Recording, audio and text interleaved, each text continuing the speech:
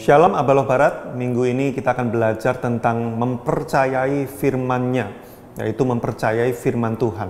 Nah, saya akan membuka di Kolose pasal yang kedua, ayat 7-9 bunyinya, "Hendaklah kamu berakar di dalam Dia dan dibangun di atas Dia." Dia ini tentu adalah Kristus.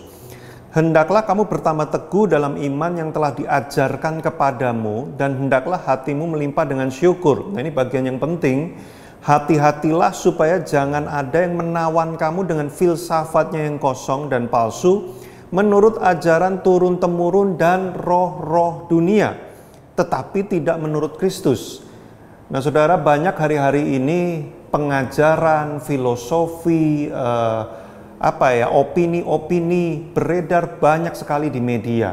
Dan seringkali itu membuat kita bingung karena kita menjadi antara percaya atau tidak percaya dengan firman Tuhan yang sudah pernah diajarkan kepada kita.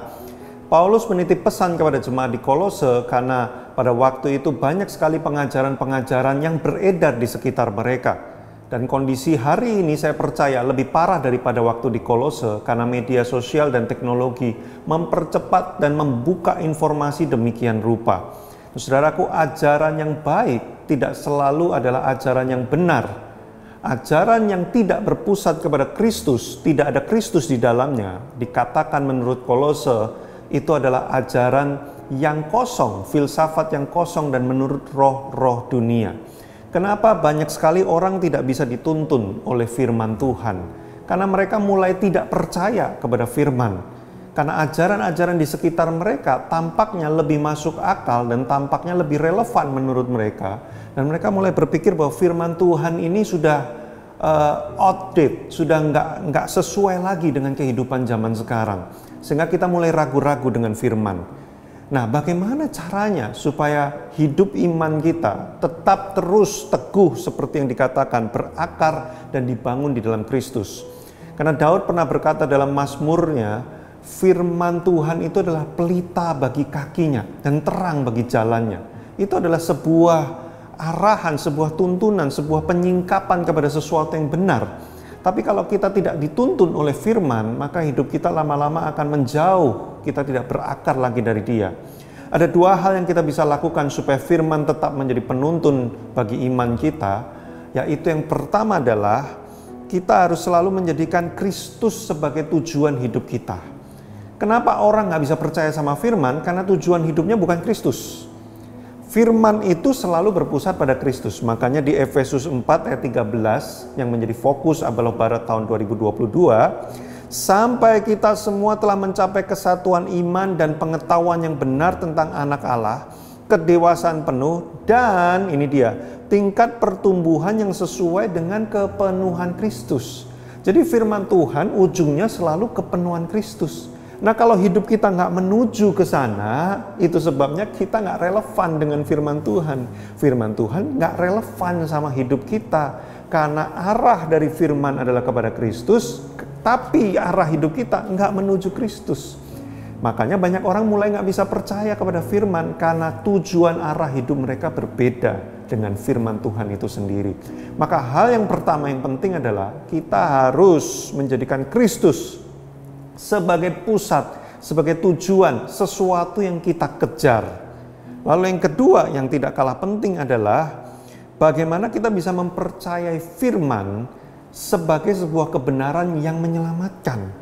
Ya, bukan hanya sekedar ajaran baik, tetapi firman Tuhan itu adalah sesuatu yang memberikan kita kuasa, menuntun kita pada keselamatan. Mari kita baca di Ibrani 4 ayat 12.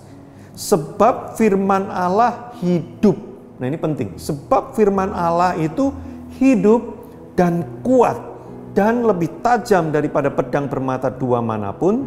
Ia menusuk amat dalam sampai memisahkan jiwa dan roh, sendi-sendi dan sumsum. Ia sanggup membedakan pertimbangan dan pikiran hati kita. Jadi kalau kita percaya firman Tuhan itu berkuasa, dan bukan cuma berkuasa, dia hidup, maka kita akan menaruh firman Tuhan itu menjadi tuntunan bagi hidup kita. Banyak orang nggak mau percaya dan nggak mau dituntun firman. Kenapa? Karena bagi mereka Alkitab atau firman Tuhan itu cuman kayak, ya itu tulisan bijak. ajaran baik. Ya, banyak kitab-kitab yang mengajarkan ajaran baik. Nah, Alkitab atau firman Tuhan salah satunya. Salah, saudara. Alkitab atau firman Tuhan itu hidup dan dia punya kuasa. Karena dia punya kuasa, dia bisa membedakan yang benar dan yang salah lebih dari pertimbangan manusia kita. Dan lebih dari itu, dia bahkan menyelamatkan hidup kita.